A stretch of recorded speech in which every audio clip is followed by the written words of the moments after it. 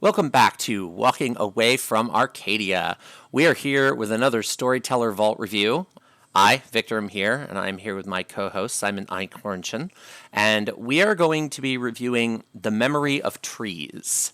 This is an interesting little Storyteller's Vault text. It was released by the guys over at Midnight Express Podcast, and they did mention that if you go and listen to the episode that talks about this book, there's a discount.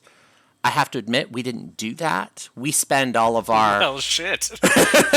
Well, I mean, we spend our affiliate, drive-through link on Storyteller Vault products to review. We could probably ask for free copies, but, being a Vault writer is hard, man. I've got affiliate money and nothing else to spend it on. I'm going to throw it at some Vault creators. So we did not look up the discount. And you now know where all of these Vault reviews come from. So the pitch for The Memory of Trees is kind of interesting. It's 3 sort of mini campaign jumpstarts, and they're built a little bit differently than I've seen other jumpstarts and a little bit differently than each other. And they're all thematically tied to trees, although not in the same way, and some more than others. That's a very awkward elevator pitch, maybe more than a long elevator ride pitch. Simon, what was your first impulse when you started looking through The Memory of Trees? My first impression of Memory of Trees, I gotta say, it might be a little superficial, but the art is pretty good. Yeah, I like the art. It's got the right vibe for Changeling. It's pretty. Whoever did a pretty good job. Better than me fucking around with Photoshop.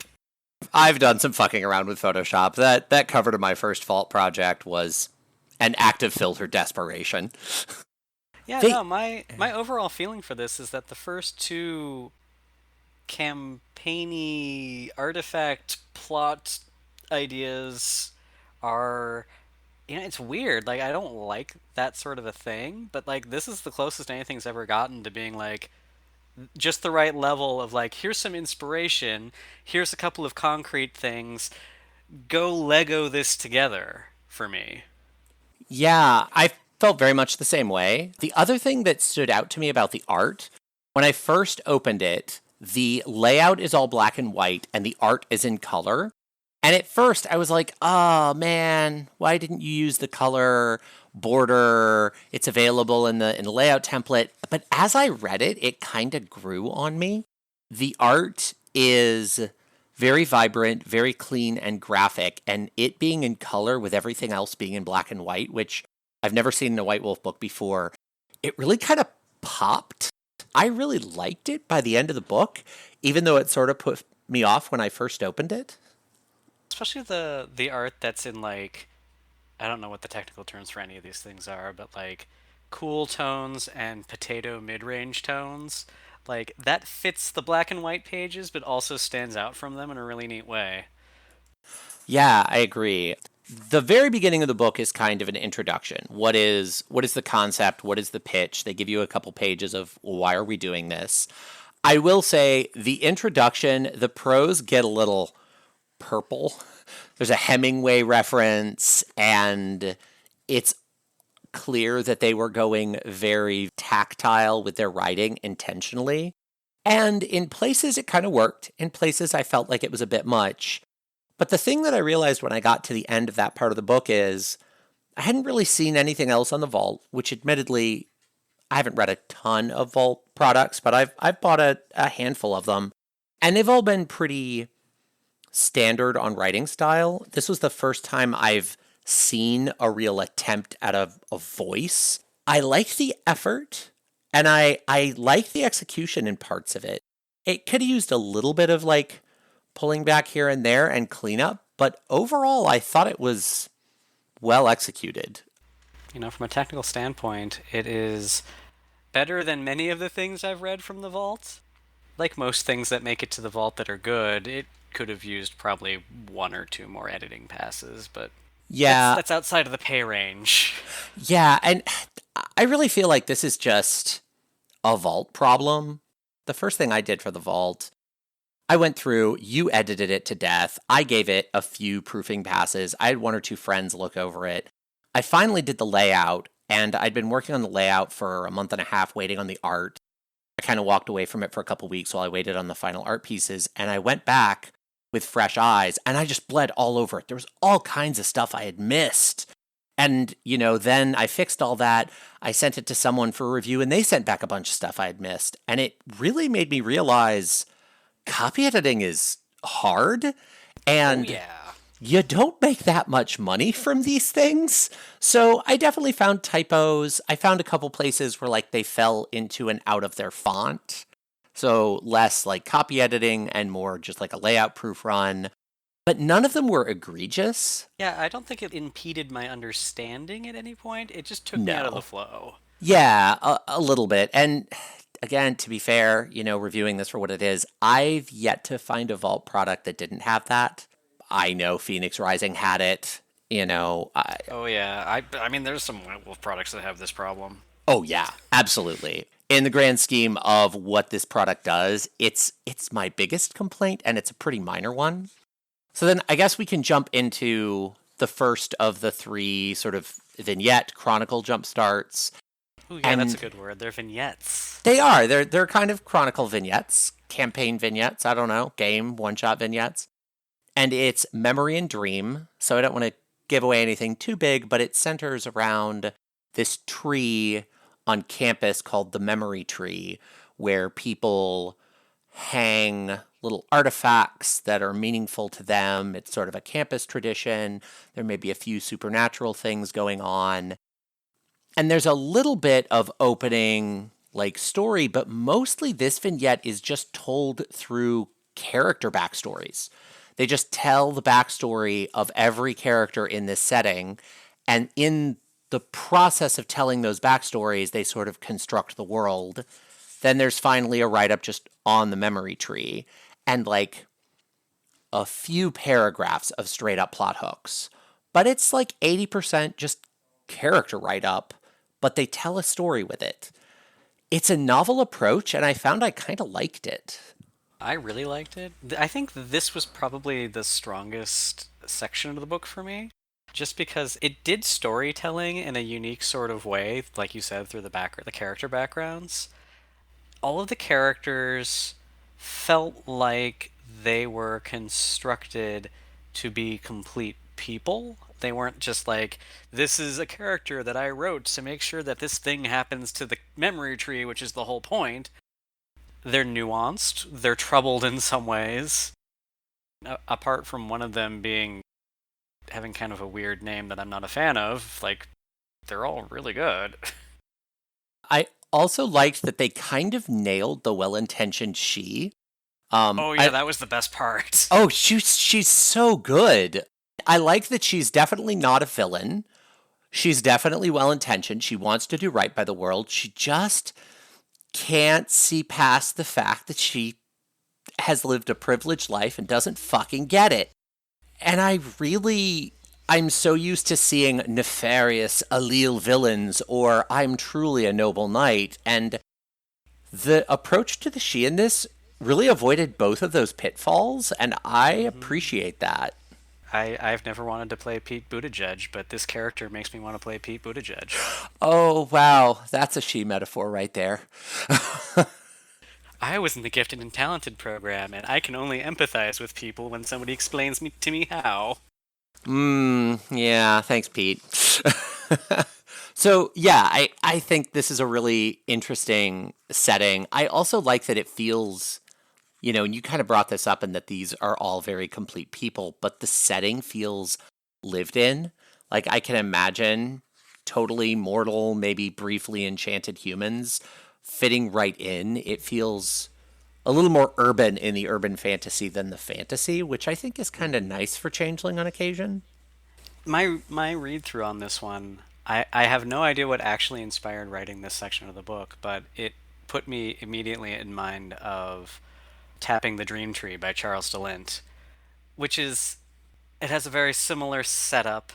It's a very low powered fantasy type thing. If it wasn't an influence, there must be many similar stories floating around. I could definitely see that. You know, at the very end of the chapter, just to kind of give a sum up, you get, after all these character write-ups, you get plot hooks, which are, you know, if anyone's read my attempt at a chronicle book for Mage, they kind of remind me of the one paragraph jump starts I gave in that book, where I wanted to give a wide variety with different starting paradigms, and it kind of feels like that. And the opener is just plot hooks. It makes for a nice, complete little package with starting points to use. So yeah, I just think it's pretty much good all around.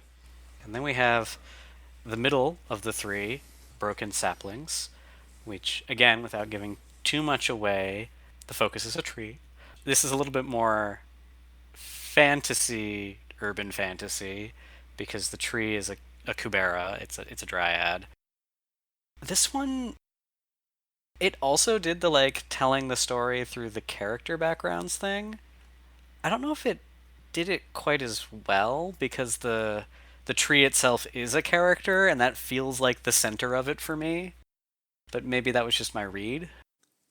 I would agree. It doesn't quite capture that story through character quite as well. It also has like a section that's just about consequences and a section that, you know, what's going on. So it's a little bit less just character background. I would say this is a little closer to a normal Chronicle Jumpstart format, which I don't think is a bad thing. It just isn't quite as novel in structure as the first one. I like that the Kubera really didn't feel human at all. Again, not wanting to give away details, but they really nailed the I think I'm doing the right thing and I don't understand consequences 'cause I'm a motherfucking tree. And I I also love liked that. I also liked the troll character they wrote for this one because when they were introduced, and I don't remember probably the tree's background, but when they were introduced, I was like, oh, here's the bad guy, and then like got a little bit farther in, I was like, oh, that was not what I expected, and I get why we went in that direction, but it was not what I expected. I really like that. They also tap tragedy really well in this one. And Changeling is so good at tragedy. And this one, you just look at the setup and you go, wow, you really shouldn't have done that. Totally see why you did that. That sucks. What the hell is going to happen now? And, you know, when you get to your plot hook options at the end, which they do something similar, they give some really nice ideas for the answer to what is gonna happen now. And it again, it's a little more fantasy, but it feels lived in. It's centered in challenges and conflicts that are very human and impact the human world as well, which I appreciate. Yeah, I really just like this jumpstart. Like if the first part is the most polished part of the book, this feels like the one that like probably needed one more pass just on content editing before it went out, but it's still really good. I would definitely agree with that. And I like the character backgrounds that they give, and I like Well, you like evil Peter Pan stories too, I so I do like evil Peter Pan stories. So and this one isn't actually evil Peter Pan story, but this is toxically misinformed Peter Pan story, which maybe I'm being a bit I'm splitting hairs there, but a little bit. little bit. They get into some really interesting content.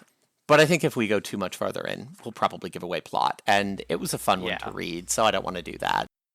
At least metanoia, and Yeah. I'll let you do this. I'll let you do this because I think you have a better grasp of it than I do. Uh, that is an assumption. It is an assumption that serves my need to like be quiet so I don't stick my foot in my mouth. Metanoia is us. I'm not really quite sure what the story here is. It centers around a Karamet, but Simon and I were talking about this before this episode. We each read the description of the Karamet multiple times and were very confused by them. Yeah, Yeah. and to be fair, To be fair, the Adhene are one of the really badly conceived and developed corners of dreaming. So it's not like it's an easy thing to write a good one. It's not. And there's some stuff in here with the Karamet that talks about like being offered the option of like becoming part of the dreaming. So I think what happened with this character is they were human recently, lived their life, and were offered, hey, you could become a Karamet. And so you die and you go to the dreaming instead of the underworld. But like I'm not I read it a couple times and it didn't quite click. I think that's what happened. Yeah, my take on it was that like the Karamet was out in the dreaming somewhere, and like this character specifically that's in this story is like a possessed body. But I don't think that's right. Yeah, I'm not certain. I will say, once I sort of gave up on making sense of the Karamet, I got farther in, and this story sort of uses yew trees as a metaphor, and it talks about where yews are planted and their symbolism and their kind of connections to death to create a changeling wraith crossover kind of setting. And there's this particular location that I think does have a particular yew tree, and that's sort of the tree tie-in that's connected to Balorian Trods. With the Karamet there, I assume Black Path of Balor, but they really just say Paths of Balor. I think they leave that, whether it's black, green, or gold, I think they leave that up to you. But there is a lot of explicit, here's how you could do a Wraith crossover. And I actually feel like this is an earlier draft of a really interesting crossover campaign. I just think this one needed a couple passes like with the author where it's like, okay, what are you trying to say here? Okay, I get it. You want to actually explicitly say X, Y, and Z to tie all this together. I feel like that's all that's really missing. Yeah, making it Yeah. gel could be a pretty simple thing. I just have no idea what was being attempted, so I don't know how to do that. Yeah, I mean, the actual character write-ups that are shorter, this one is definitely not told through character write-ups. It is a completely traditional sort of Chronicle Jumpstart format. The character write-ups are good. They're interestingly written characters. The whole setting with connecting the Black Trods, they do some interesting things, and the way they describe the Trods working that I like. They use what's clearly a like first edition Dauntain. They do kind of a weird thing where that character never crystallized, like almost crystallizes, but doesn't, but is a Dauntain, which it kind of works. I mean, the first edition Dauntain are all over the place, so poetic license there. I liked the Dauntain though. I liked that sort of take on things. There's a lot of really interesting pieces here.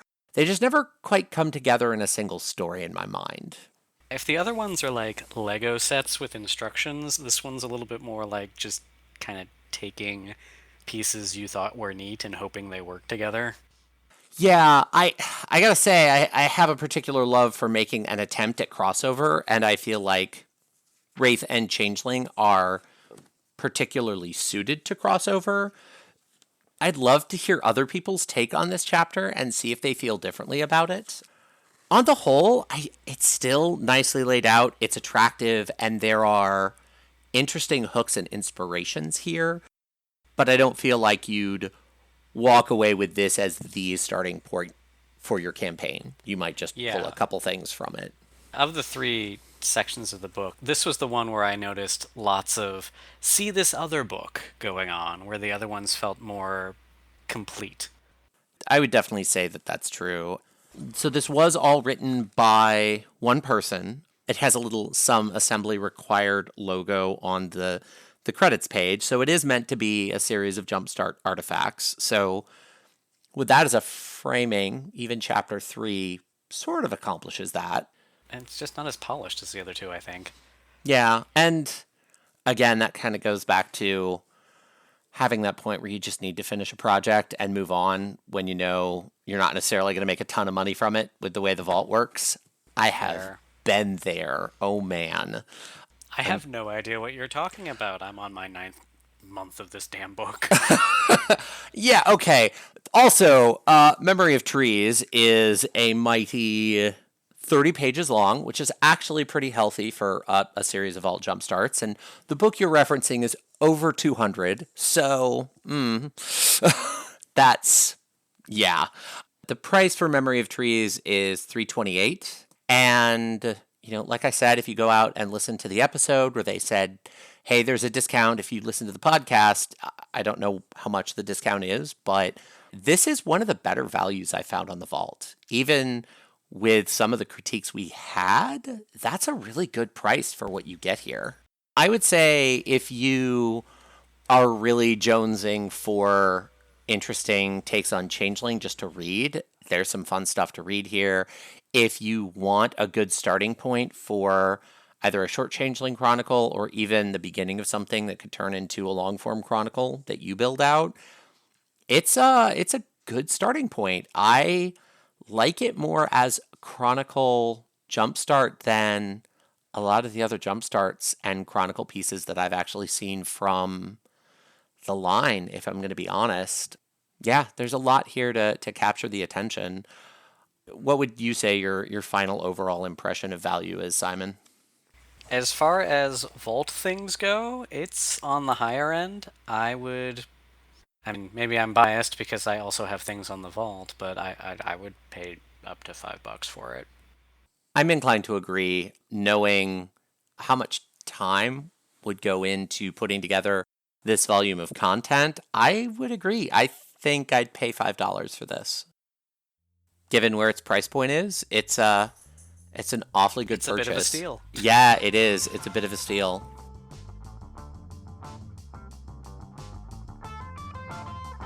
Well, that was another one of our little vault project we liked and wanted to review reviews. Thanks for listening to Walking Away from Arcadia.